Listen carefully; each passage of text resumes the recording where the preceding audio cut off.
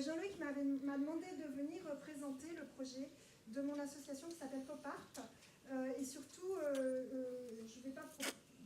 Enfin, surtout de parler de l'instrument des harpes en carton qu'on a conçu avec, dont j'ai dessiné le projet et aussi l'instrument en fait, depuis le début. Donc en fait, vous en avez peut-être déjà parlé parce qu'on a été très médiatisé. Harpe en carton. J'ai trouvé. En fait, on a une caisse de résonance en carton, un cadre en bois et des chevilles qui sont pas faites pour ça. On bricole. Et des cordes qui sont aussi en fil de pêche, mais un peu plus intéressantes qu'un nylon basique. L'idée, c'était de faire des instruments pas chers du tout, mais c'est ce que, pour l'instant, c'est ça qu'on en retient. Mais moi, je voudrais que ce soit beaucoup plus que ça. Et depuis 2010, on a fondé cette association. Je travaille à faire passer à travers ce petit instrument de rien du tout beaucoup d'idées au niveau de la pédagogie et aussi de la facture. Merci. Le bouton là. Donc je vais essayer. Alors là, je vais dire dessus, ça ira plus vite parce que je me suis... Voilà. En fait, il y a trois causes à cette création. La première, c'est moi, ma pratique des harpes anciennes, donc jusqu'au premier harpe à pédale dont on a parlé tout à l'heure. Il y a donc plus musicale. La deuxième, c'est une hypothèse technique que je voulais vérifier, dont je vais vous parler après. Et puis la troisième, c'est réhabiliter les harpes simples. Tout à l'heure, nous avons vu des harpes de toutes les époques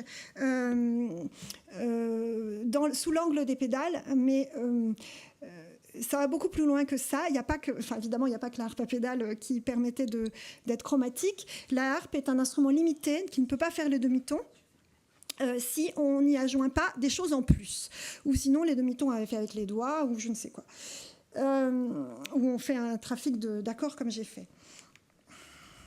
Alors, pourquoi ma pratique des harpes anciennes, je vais aller très vite, c'est seulement en 87 qu'on a vraiment recommencé à s'intéresser aux harpes anciennes en Europe, alors que, si vous connaissez un peu ça, le luth, le clavecin ont un répertoire, sont installés, la viole, tout ça, depuis les années 60. Et même, bon, il y a toujours eu des gens qui se sont intéressés, mais disons qu'il y a eu toujours un engouement, il y a eu un engouement important depuis bien plus longtemps.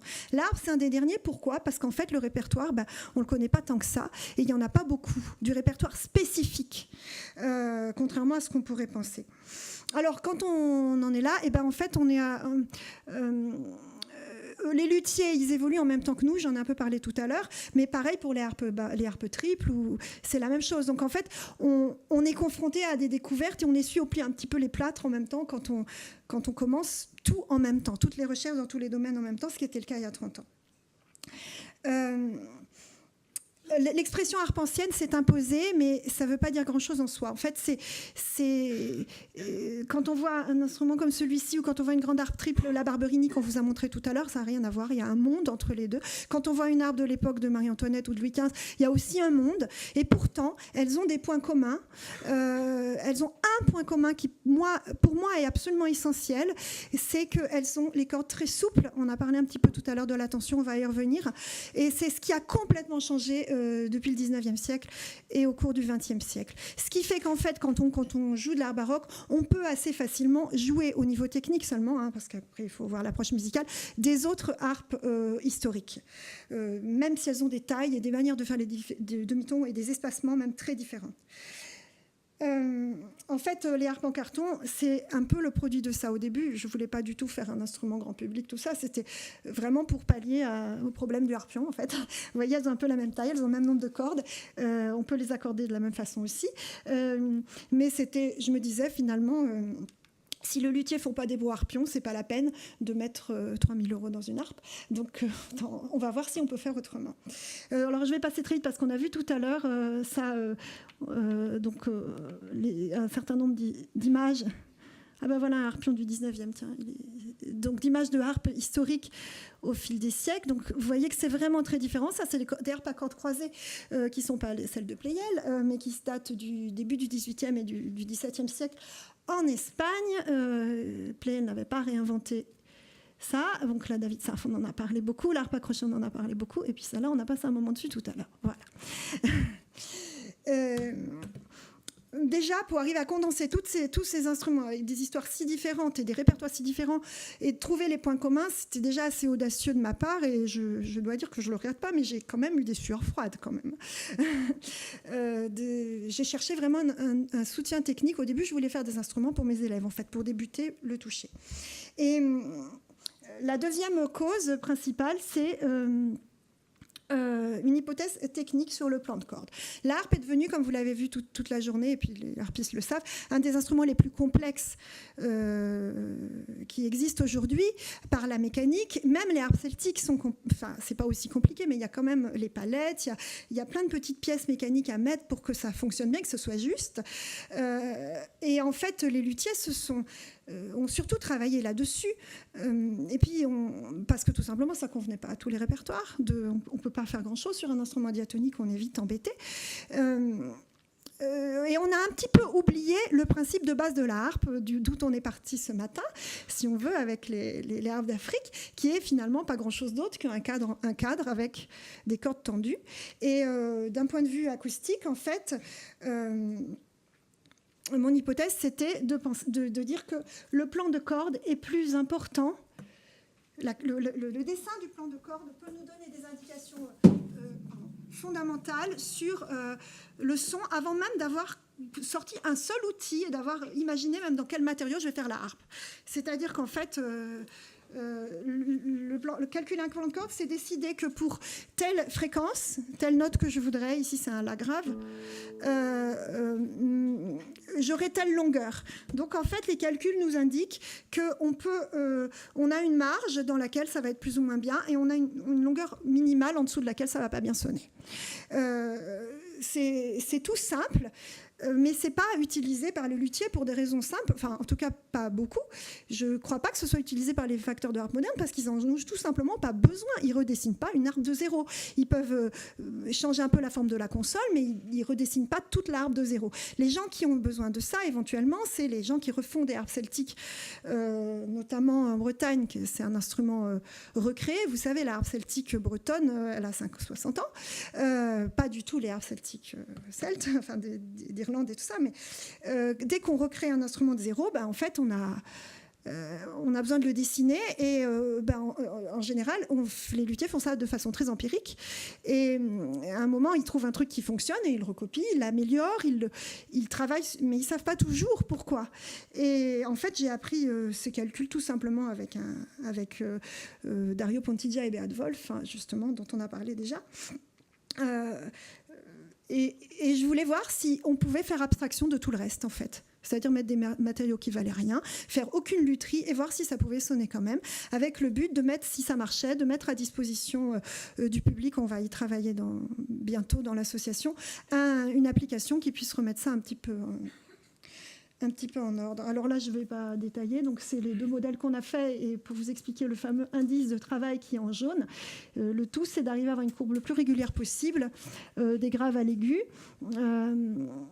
et qui soit comprise entre 100, sinon ça ne sonne pas en bas, et 200, 220, parce que sinon c'est le point de rupture. Et c'est tout simplement la fréquence multipliée par la longueur vibrante. Alors nous, on s'est donné une contrainte à partir de là. On s'est dit, si on arrive à faire ça, la contrainte qu'on s'est donnée, c'était de faire... notre but, c'était de faire du pas cher. Donc, il ne fallait pas travailler la console. Plus c'était droit, mieux ça valait. Donc, on a cherché à tout faire entrer dans un seul tasseau de bois. La troisième cause de ce travail, et la plus importante en fait, parce que ce sont les perspectives, c'est réhabiliter un petit peu la harpe simple. Donc, je pense qu'il y a énormément de travail à faire, une recherche à faire approfondie même sur l'histoire de la harpe, sur ces instruments qui sont un peu mal aimés, parce que justement, on ne sait pas trop bien qui les jouait, sans doute de pratiques amateurs, certainement même, qui ne permettaient pas de faire toutes les demi-tons et tout ça. Et en fait, il se trouve que ça correspond complètement aux tendances actuelles de la pédagogie, et heureusement, c'est-à-dire tout ce qu'on nous dit sans qu'on ait toujours les outils, nous autres profs musiciens, de développer l'improvisation, d'enseigner l'arrangement, d'enseigner tout ça. On est parfois, les textes le disent, on nous le dit, mais parfois on est un peu démunis parce qu'on n'a pas été formé à ça. On est des musiciens de l'écrit, et c'est pas toujours facile. Alors quand on a un instrument qui peut pas tout faire, en fait on est obligé de trouver des trucs. Et il se trouve qu'historiquement les trucs, je le dis exprès entre guillemets, mais c'est un mot assez important, c'est ce que tout le monde a fait en fait. L'harpe qu'on a vu tout à l'heure du 18e, qui était toute simple, en fait, elle était jouée. On ne sait pas ce qu'on jouait avec, mais elle était jouée. Et probablement, les musiciens savaient détourner les difficultés que posaient les dièses, réarranger un petit peu et puis s'en sortir, ou bien changer l'accord, ou je ne sais quoi. Donc voilà, en conclusion, notre harpe en carton, c'est pas du tout, le but, c'est pas d'être un nouvel instrument. Alors, évidemment, c'en est un, mais on veut s'inscrire un petit peu en défaut avec ça et rester un peu sur le point d'équilibre. C'est un peu comme si c'était un instrument générique de ces harpes simples qu'on voudrait revoir vivre, parce qu'elles imposent une autre approche musicale. Et ça impose, donc en fait, on les fait dans des stages, on ne les vend pas, donc il faut que les gens viennent faire un stage. Mais c'est pareil avec la musique, il va falloir apprendre, et on le fait, comment les adapter. Alors j'aurais voulu vous jouer, mais je crois que je n'ai pas le temps là, peut-être. Je peux jouer une petite pièce. Donc, est-ce que je peux ou pas? C'est très court. Ça, c'est la première pièce vraiment pour harpe. C'est un petit canto d'Alonso Mudara que les harpistes connaissent bien pour une autre chose, qui est écrit pour harpe ou orgue. Alors en fait, quand on veut la jouer sur une harpe simple, seulement à l'époque on sait qu'il y avait des harpes simples, en fait on est quand même embêté. J'ai mis des croix bleues aux endroits où on est embêté, même avec un accord particulier. Donc là, dans mon accord avec les cordes vertes, ça marche à peu près. Je suis quand même obligée de bidouiller quelque chose parce que je n'ai pas les basses. Donc je l'ai écrit quelque part. Et puis là, c'est ce que je vais vous jouer. C'est une autre... j'ai un petit peu arrangé la fin avec le contrepoint comme il était d'usage à l'époque pour que ça sonne. Donc je vais vous mettre celui-là sous les yeux et vous allez voir. C'est le travail...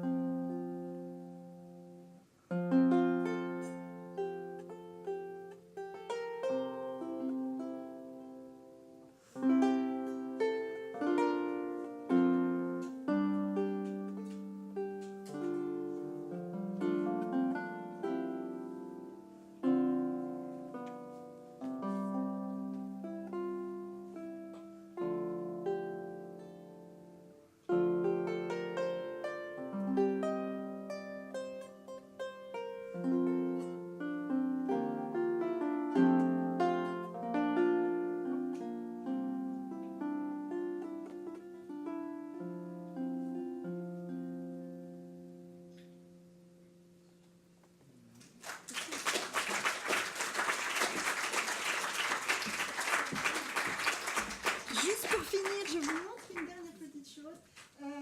En fait, il y a tout le répertoire il y a plein de répertoires, mais le répertoire pour harpe à cordes croisées espagnol baroque, qui se présente sous forme de tablature. Il est publié par Diego Fernández de Huete en 1702. Donc il y a plein de tablatures, donc ça je ne rentre pas là-dedans, mais il explique qu'il y a un index à la fin, et j'ai mis le petit passage de l'index. Il doit y avoir le... Voilà, l'index pour arranger les pièces qui sont dans le livre pour les harpes à double corde chromatique à une seule rangée, pour les harpes à une seule rangée. Et il dit des trucs, donc il dit comment on doit faire. Alors ça marche pas toujours, mais c'est super intéressant. Il faudrait toutes les étudier. J'en ai étudié une dizaine pour l'instant, et comparer et voir, trouver les choses utiliser Wet pour mettre sur la harpe simple les choses, la musique qui était pas faite pour ça, où on avait besoin de beaucoup d'altération. Bon, mais ça, par contre, je pense que j'ai pas le temps de vous la jouer, donc voilà. Merci.